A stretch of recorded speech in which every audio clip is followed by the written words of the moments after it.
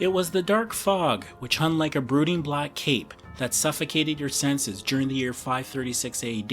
When days turned to weeks, one feared for the crops, which was a main source of daily nourishment. Rarely had nature shown so swiftly that the end of civilization could happen at any time. No matter your defenses, desires, and wishes, nature seemed to have its own destiny to fulfill. Summer was noticeably cooler in most of the northern hemisphere. You could not see the sun or feel its life-giving rays for weeks at a time.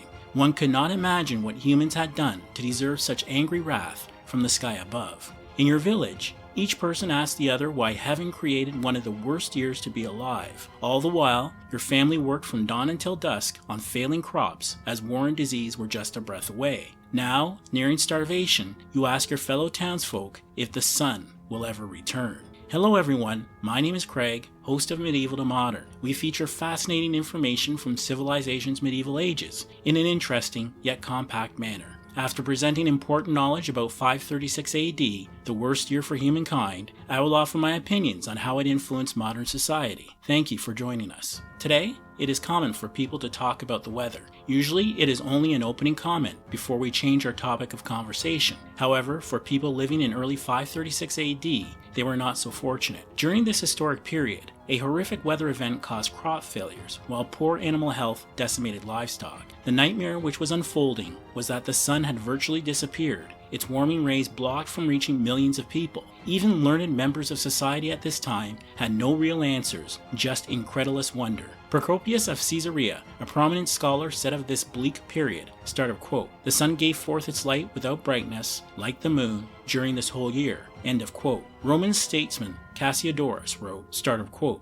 "A winter without storms, a spring without mildness, and a summer without heat," end of quote. During this period in history, most people relied on food from their small farms to sustain their daily nourishment. When sunlight cannot reach Earth in an agricultural society, devastation will surely follow. In 536 AD, religion played an important role in many lives, so these signs from the sky were nothing less than terrifying. Around the world, no one knew the cause of this dark, never-ending nightmare. When the crop failures began, misery soon followed. Most people did not have facilities for storing food, so there were no reserves to rely upon. The fortunate few that had storage depleted their food supplies quickly. Starvation or migration soon became the only choices available. Michael the Syrian, noted medieval author of the Chronicle, wrote the following concerning 536 AD, start of quote, "The sun became dark, and its darkness lasted for 18 months. Each day it shone for about 4 hours, and still this light was only a feeble shadow. Everyone declared that the sun would never recover its full light. The fruits did not ripen, and the wine tasted like sour grapes." End of quote. Around the world, various cultures experienced devastating losses from this unfolding climate catastrophe. The Irish suffered from a lack of bread, which resulted in starvation and famine. In Peru,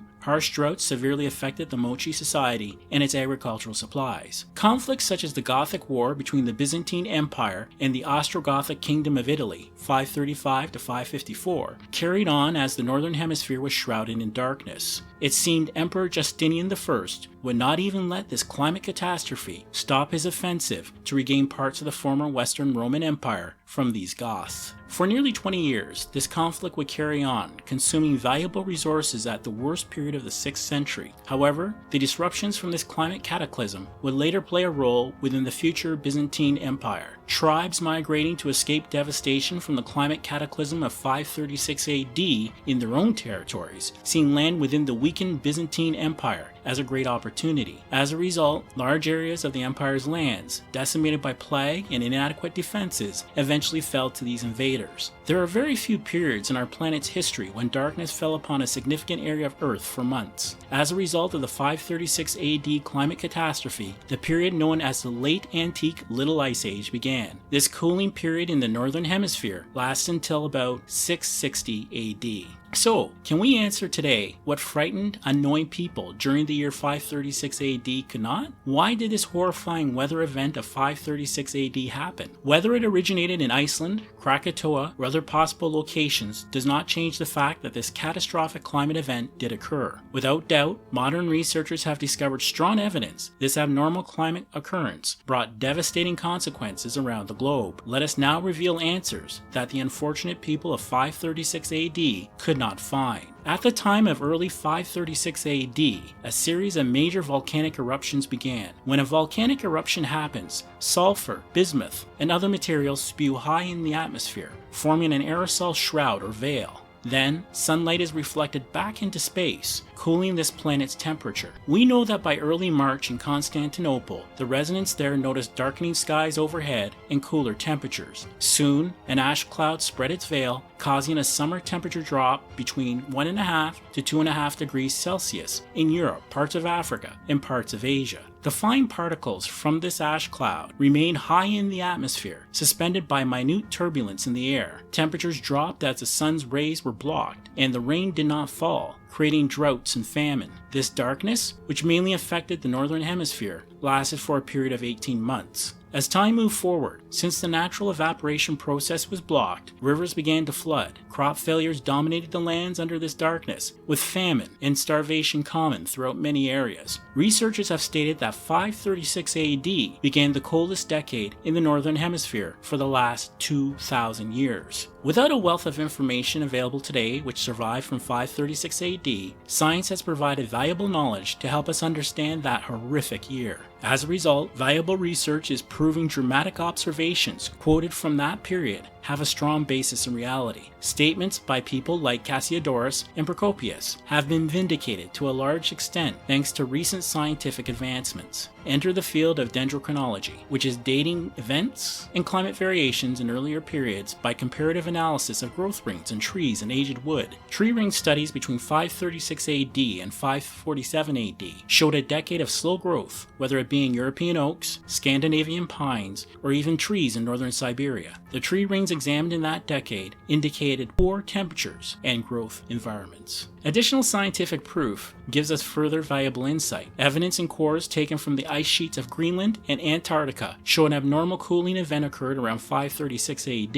Large sulfate deposits in the layers of ice core samples that were collected indicated a widespread dust veil existed when climate conditions worsened in 536 AD. These large sulfate deposit levels usually follow major volcanic eruptions, with the temperature drop indicating a volcanic winter after the eruptions occurred. It is estimated these activities cooled temperatures for a decade. The northern hemisphere seemed to be particularly affected by darkness. Medieval Harvard historian Michael McCormick said this about 536 AD, start of quote, "It was the beginning of one of the worst periods to be alive, if not the worst year," end of quote. In the year 640 AD, glacial ice samples showed evidence of atmospheric lead, suggesting that silver mining was happening. This indicated signs of a noticeable upturn with economic activity. In modern times, many would propose the beginning of the 2020 pandemic as the worst year in history. Certainly, it was among the worst. Though when one considers the magnitude of destruction, horror, and unknown disasters, 536 AD was in a league all its own. Which brings us to the time at which Medieval to Modern will give its opinions on how 536 AD, the worst year in history for humankind, still influences modern society. We believe lessons are ageless as well as knowledge, and this event is no exception to that view. Now, let us move forward from medieval times to modern perspectives. In my view, this is an event from the medieval period which resonates today because of the two leading locations where these disastrous volcanic eruptions of 536 AD may have originated. Here is an unusual situation where medieval sources of widespread destruction have a direct connection to our current climate situation. Therefore, let us look at recent information from these two locations to help make us more resourceful than people living in 536 AD. We shall begin with our first suspected location for the 536 volcanic eruption, which is Iceland. In 2018, at a Harvard University workshop, critical information was reported concerning a Swiss glacier studied by leader Michael McCormick and a team of researchers. There, it was revealed that a massive volcanic eruption in Iceland was responsible for the ash clouds across the northern hemisphere during the year 536 AD. Recently, the events which occurred at the Eyjafjallajökull volcano held Western Europe in an ash cloud which would cause widespread disruption. When volcanic activity at this Icelandic location reached its second phase on April 14, 2010, ash covered major areas of the northern European continent. This eruption rated a 4 on the Volcanic Explosivity Index, with an ash plume rising approximately 9 kilometers into the air. When one remembers the Mount St. Helens eruption of 1980, it ranked 5 on the same index. As a result of the Icelandic eruption, it is estimated 20 countries closed their airspace. Similar to 536 AD, agriculture played a major role in the lives of the people that lived in this region near the volcano. With the eruption, water sources were contaminated, and farmers instructed to protect their livestock. Agricultural activities were made difficult in ashfall areas. Before Iceland recently became the likely source of the 536 AD climate event, Krakatoa was a leading candidate. Recently, an increasing number of people indicate this area is unlikely to have been the source of the 536 AD climate event. Nevertheless, there are researchers that say there was a significant tropical volcanic eruption between 535 to 536 AD, whose events could have produced the worst year ever. Even though there is currently a major lack of written evidence from 536 AD of this Krakatoa event, one does not know what the future may uncover. They propose that vast quantities of volcanic ash spewed into the air from a massive Krakatoa eruption, darkening skies and blocking sunlight for a lengthy period of time. The plume from this Indonesian eruption is estimated to have reached over 25 kilometers in height. Temperatures dropped by several degrees, and a loss of rain resulted in devastating droughts. Currently, the Anak Krakatoa has been experiencing increased activity. On December the 22nd, 2018, the result was a horrific tsunami, which killed 437 people, leaving thousands of others homeless. Recently, between February the 3rd and 5th, 2022, a new eruption began at Anak Krakatoa, raising volcanic ash 200 meters into the air. Then, on April the 24th, 2022, this offspring of the mighty Krakatoa volcano erupted, sending a 3-kilometer high ash plume into the air. The alert status for this volcano was raised to the second highest level after the latest eruption, which is level 3.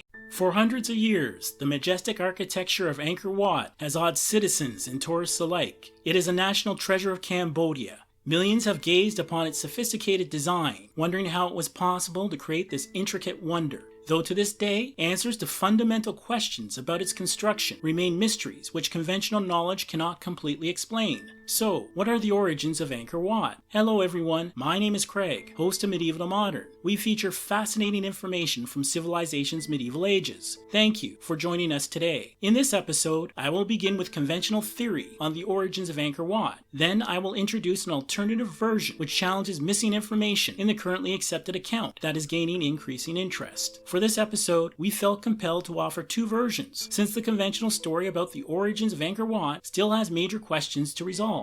Now, we shall begin with the current version of the Angkor Wat creation story. This jewel of the Khmer Empire has surprisingly little information available. Only scant details from depictions on the temples at the site give what little information we have about this magnificent place. There are no surviving texts or written communications from the period of construction mentioning this temple by name. The once thriving metropolis, currently called Angkor, was part of the mighty Khmer Empire. The Khmer Empire covered a large part of Southeast Asia. Angkor Wat was built in the city of Angkor, which at its peak had nearly 750,000 inhabitants in its area. At the same time, people in Europe were struggling with the harsh realities of the medieval period. Construction of Angkor Wat began 5.5 kilometers north of present-day Siem Reap. The building of Angkor Wat started under King Suryavarman II in the early 12th century. He designed it to be his temple to the gods, signifying their support for his rule over all others before him. Angkor Wat was not to be a place to gather for religious purposes. It was to be a place worthy of the presence of a god on earth. Breaking from tradition, where kings dedicated their temples to Shiva, this temple was to be dedicated to Vishnu. The king and his unknown architects followed ancient Sanskrit texts in its detailed construction. Angkor Wat was built in harmony with the universe and situated according to the rising sun and moon. Its center is aligned with the planets above and was created with the intention of connecting with the universe to become a spiritual and cosmological center. The primary material used to construct Angkor Wat was sandstone from the Kulin Mountain, over 40 kilometers away. There are 5 to 10 million large blocks weighing up to 1.5 tons used in the construction of Angkor Wat Monument. It has been suggested slackline was used to join the sandstone blocks, though what was used is still in question. Built to a design of 3 concentric squares, each one is raised above the next. The complex is then surrounded by a 190-meter moat, which also has a specific, sophisticated purpose. The water within this moat was used to displace the pressure of the giant complex pushing outwards. Otherwise, little else could stop this force from collapsing these structures over time. Using simple hand tools and their own knowledge, an estimated 50,000 to 300,000 workers were able to carve over 1,200 square meters of sophisticated bas-reliefs. In addition, they carved roofs, columns, and lintels for all of Angkor Wat. The thousands of workers crafted with such precise engineering that many modern techniques would struggle to achieve the same results. This unique construction took between 30 to 40 years for completion. Angkor Wat is said to be a shining display of classic Khmer architecture. Displays and symbols of Hindu cosmology cover the structure. It is said Angkor Wat was designed by architects to represent the mythical 5 peaks of Mount Meru, which is shown in the central quincux of the temple. The walls and large moat symbolize the mountain ranges and ocean that surround Mount Meru. According to Hindu cosmology, this is home to chief gods as well as the center of the universe. These gods include Brahma, the creator, Vishnu, the preserver, and Shiva, the destroyer. Demigods, or devas, are also said to reside on top of this mountain. There is an unmistakable celestial theme throughout Angkor Wat. Sightlines from inside the temple from various terraces indicate specific towers are positioned exactly to the rising sun on a solstice. The main tower is in alignment with the rising sun on the spring equinox. With the elaborate design of Angkor Wat, there is an aim of representing the universe, creating a map of cosmology or mandala on Earth for human eyes. Its unique, highly advanced engineering and pioneering mathematical calculations allowed this amazing structure to rise from the ground. Years after its completion, a new ruler came to power. He reclaimed former Khmer territory, previously lost to traditional foes. He believed the Hindu gods had failed him, so he made a new capital and state temple in a different location dedicated to Buddhism. Gradually, towards the end of the 12th century, Angkor Wat converted to a Buddhist temple, which it remains to this day. That completes the conventional account on the origins of Angkor Wat. The next version dives into controversial territory. It raises critical questions for modern researchers to answer if we are to gain a better understanding behind the origins of Angkor Wat. At the heart of this version is a vital question. Why does a sophisticated culture capable of such complex architecture use vast amounts of time, energy, and materials for one project? The Khmer Empire was in constant battle with enemies while running a vast domain which required increasing resources. Yet even with these crucial demands, Angkor Wat was the greatest single priority of the empire at that time. Let us begin by looking at the amount of stone required to build this magnificent place. According to conventional numbers, up to 15 million tons of sandstone block were used in the above-ground construction of the Angkor Wat monument. This does not include foundation rock or rock for the moat's infrastructure. In addition, the construction time of approximately 40 years includes cutting, aligning, polishing, and intricately carving each stone of up to 1.5 tons with medieval hand tools in a continuous, unrelenting process. As for planning, this was a unique Hindu temple which had no existing examples to copy, designed on a scale beyond anything existing at that time. Speaking of building, there is another glaring question. Why do we still not know with a credible degree of consensus how the sandstone blocks were held together? We know it took 182 years to build Notre Dame Cathedral in Paris, also started in the 12th century with existing technology at that time. The recent version of St. Paul's Cathedral in London was started in 1675 with technology developed over 500 years after Angkor Wat and still took 35 years to complete. It used over 77,000 tons of Portland stone.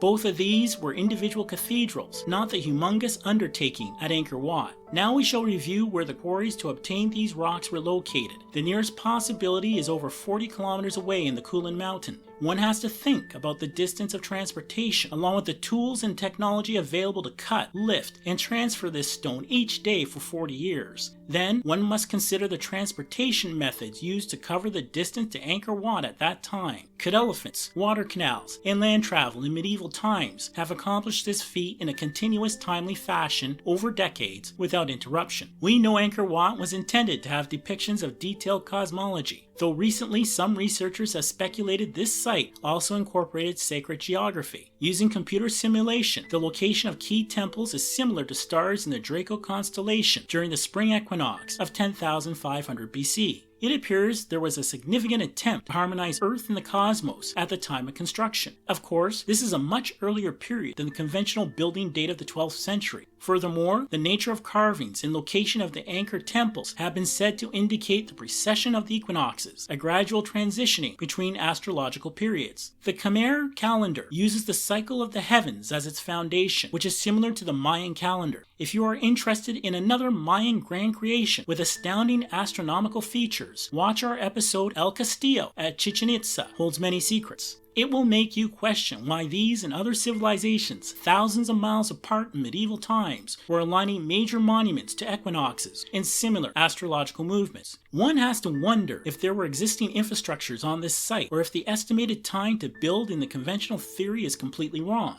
Could there have been methods and advanced tools used to construct Angkor Wat that we still have not discovered? Conventional theory provides a decent foundation, though the research is far from complete. In my opinion, this alternative version raises crucial questions on the origins of Angkor Wat, making its construction an unsolved mystery. Which brings us to that time at which we will share the medieval to modern top 8 of intriguing facts about Angkor Wat. As our viewers know, we believe knowledge is ageless, as well as enjoyable. Now, we shall present them all for your learning pleasure. Number 1. Angkor Wat is part of a UNESCO World Heritage Site listed in 1992. Number 2. Angkor Wat is the largest religious monument in the world, measuring 402 acres in total. Number 3. Angkor Wat means City of Temples in Khmer. Number 4. Surprisingly, Angkor Wat is not one of the new 7 wonders of the world, losing out in 2007 official voting. Number 5. At least 35% of foreign tourists who enter Cambodia visit Angkor Wat. Number 6. Angkor Wat is featured on the Cambodian flag. Number 7. Angkor Wat is an active Buddhist temple to this day. Number 8. The king who commissioned the building of Angkor Wat ruled from 1113 AD to 1150 AD. The year is 672 AD. Facing a crushing defeat at the hands of an Arab invasion fleet waiting on the water below Constantinople, the Byzantine Empire was left with just one hope. With calculated efficiency, they released their ships to meet the enemy's massive fleet. Then, at the precise moment, Byzantine drone ships sprayed a secret formula from their prows. Soon, the decisive result was a decimated Arab invasion fleet. With no naval support, the Arab army was forced to retreat. When the great siege of Constantinople was lifted in 678 AD, it was the secret formula of Greek fire that played a crucial role in its successful defense. Hello everyone, my name is Craig, host of Medieval to Modern. We feature fascinating information from civilization's medieval ages. Thank you for joining us today, and please be sure to like, comment, and subscribe to help grow this channel. Callinicus of Heliopolis is credited with the invention of Greek fire by Theophanes the Confessor.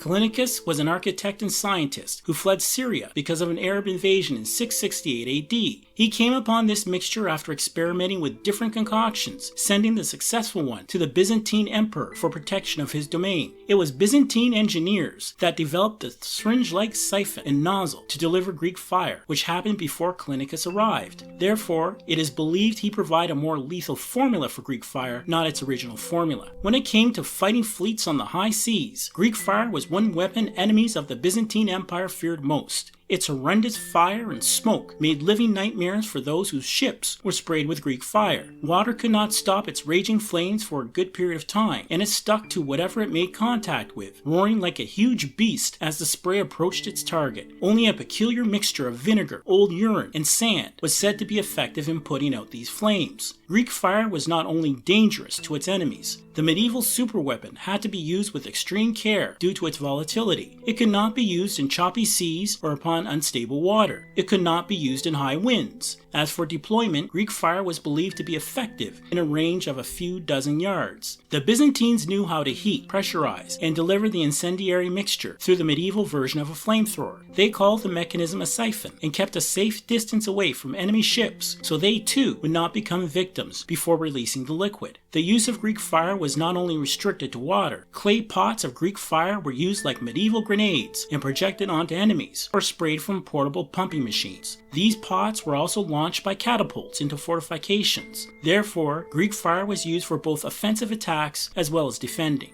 Today, it is known that Greek fire will not reveal its secrets easily. Even when medieval foes were able to capture the substance, they were unsuccessful in their efforts to reverse engineer this mixture. For example, in 814 AD, when the Bulgarians took Debeltos, along with 36 siphons in Greek fire, they were unable to use it. In addition, they could not figure out a way to deliver the deadly substance upon their enemies. So, what is Greek fire? The Byzantines called it Roman fire, sea fire, war fire, or liquid fire. Military manuals and historical chronicles of the time are our only sources of information to solve this mystery. However, there is no known information to find all of the actual ingredients used for Greek fire. Today, it is widely accepted that Greek fire has no explosive components, as saltpeter was thought in the past to be a possible ingredient for producing a thunder and smoke effect. Another important fact is the absence of saltpeter before the 13th century in Europe or the Muslim world, which had brilliant chemists during the medieval period. Byzantine princess Anna Komnene, author of the Alexiad, gives the following partial description of Greek fire against the Normans in 1108. Start of quote. This fire is made by the following arts. From the pine and certain such evergreen trees, inflammable resin is collected. This is rubbed with sulfur and put into tubes, and is blown forth by men using it with violent and continuous breath. Then, in this manner, it meets the fire on the tip and catches the light and falls like a fiery whirlwind on the faces of the enemies. End of quote. Research indicates that light petroleum or naphtha from the Crimea region was used in the Greek fire formula. This would then be used in a mixture with pitch, sulfur, pine resin, quicklime, and bitumen. The process of combining these volatile ingredients would have been very dangerous in medieval times, requiring specific, detailed knowledge. It is also widely accepted that Greek fire was a liquid substance and not a projectile. The fact that the substance burned on water and could not be extinguished by it suggests quicklime could have been one of the ingredients. Unlike saltpeter, it was known to Muslim and European warfare officials. However, it would have needed water contact to ignite, while there are period accounts that Greek fire was also poured directly onto vessels. We know Greek fire was used in a form of medieval grenade during land battles. Also, past research shows the effectiveness of quicklime in open water for destruction is quite underwhelming. Therefore, quicklime as a main ingredient for Greek fire does not seem likely. Saltpeter and quicklime are not candidates as primary ingredients for Greek fire. Today, researchers believe a refined petroleum was probably the key ingredient for Greek fire, with supply primarily coming from the Black Sea area.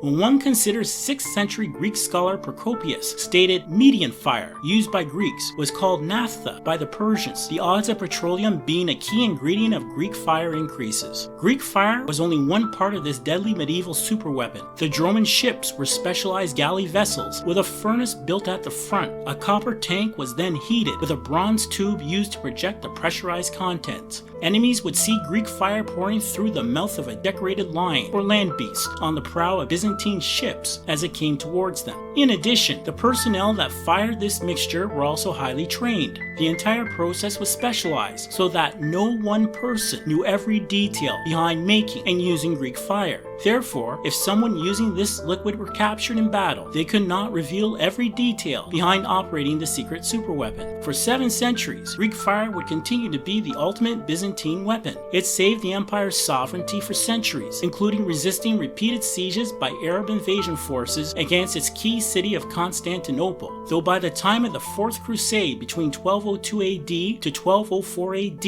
it appears Greek fire was no longer used or the formula had been lost. Why this happened is another unexplained mystery. To this day, all efforts to find the formula or duplicate it have been unsuccessful. Which brings us to that time at which we will share the Medieval to Modern Top 8 of intriguing facts about Greek fire. As our viewers know, we believe knowledge is ageless as well as enjoyable. Now, we shall present them all for your learning pleasure. Number 1. Greek fire was not the first incendiary weapon used in history, with references made to a flaming weapon as far back as the 9th century BCE by the Assyrians. Number 2. King Romanos II, who ruled the Byzantine Empire from 959 AD to 963 AD, ordered 3 objects to never reach foreign hands. They were the Byzantine imperial scepters, any princess, and the Greek fire. Number 3. Greek fire was initially used on other Greeks. In the year 514 AD, the Emperor Anastasios I used Greek fire on his own soldiers after a rebellion. Number 4. There was not just one formula for Greek fire. As it appears, the Byzantines were continually improving its effectiveness so that enemies could not defend against it. Number 5. The Byzantines referred to the discovery of Greek fire as a divine intervention. Number 6. For the Byzantine Empire, the formula of Greek fire was a state secret. Number 7. It was Crusaders that came up with the name Greek fire for this liquid, though what they referred to was not as potent as the Byzantine version. Arabs called it Roman fire. Number 8. Today, many believe Greek fire is the medieval ancestor of napalm. Thank you for supporting us at Medieval to Modern. Please be sure to watch our next episode or one shown at the end of this video. Also be sure to like, subscribe, comment, and spread the word about this channel so we can create more exciting content. I wish you good tidings as we remember that sharing knowledge has been a noble deed throughout the ages.